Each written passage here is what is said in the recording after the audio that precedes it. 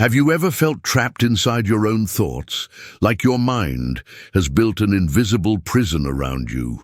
Walls so high you can't climb, chains so tight you can barely breathe. Most people don't die because of what happens to them. They die because of what happens inside them. This is the story of a king who learned that the deadliest prison is not made of stone, but of his own mind. Once, in a land where the mountains touched the sky, there lived a powerful king. He had everything: wealth, armies, respect. Yet one night, an enemy kingdom invaded.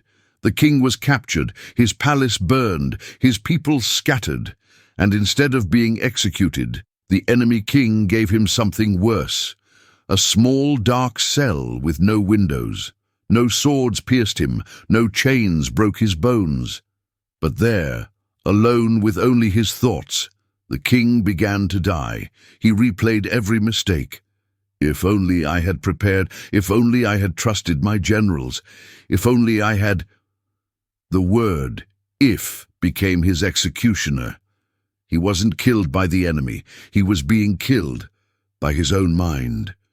One night, when the moonlight barely touched the cracks of the stone walls, the king heard a sound, the shuffle of feet, the soft jingle of keys. It was the old prison guard.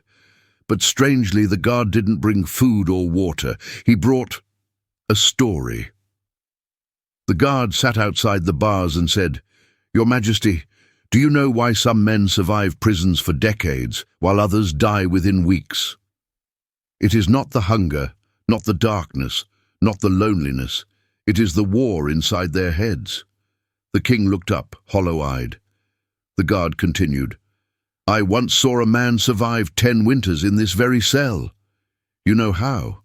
Every day he whispered to himself, 'I will not waste my soul on what I cannot control.' The food he got, the cold nights, the silence of the walls, those were out of his control.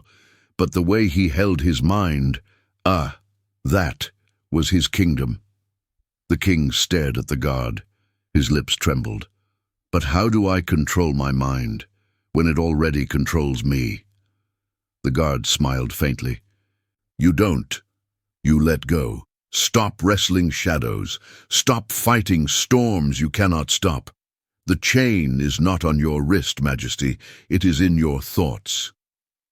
That night the king lay awake, hearing the echoes of the guard's words. He began to notice how his mind created pain from memories that no longer existed. His palace was gone, yet in his head it still burned every night. He realized something chilling. The past was dead, the future was unwritten, but his mind kept him living inside both and forgetting the present moment. So he began small. When the cold air bit his skin, instead of hating it, he said, "Cold is here, let me feel it." When hunger gnawed, he said, "Hunger is here, but I am still alive." Every time regret whispered, he answered, "That is out of my control. Let it go." Slowly, the prison stopped being his enemy. The chains were still there, the walls unchanged, but his suffering began to loosen. The enemy had taken his crown, but his mind was his again. Months later, the invading king came to see him. Expecting a broken, mad prisoner, he instead found a man sitting calmly on the floor, eyes steady, breathing slow, like a monk in meditation. The enemy laughed. "Why are you smiling?" "You've lost everything," the king answered softly. "I lost only what was never mine to keep. My palace, my throne, my soldiers, they belong to the winds of fate. But this mind, this soul, they are mine alone. You cannot touch them." The enemy king froze. For the first time he realized he had captured the body, but he had failed to capture the spirit. And so, my friend, remember this: nothing kills you faster than your own mind. Not the hardships, not the betrayals, not even the losses. It is the endless worrying, the constant replaying of what you cannot change, the stress over storms you cannot stop. Like the king in the prison, you too hold the key. not to control the world, but to release yourself from the prison of your own thoughts. The world outside may remain chaotic, but inside you can always choose peace.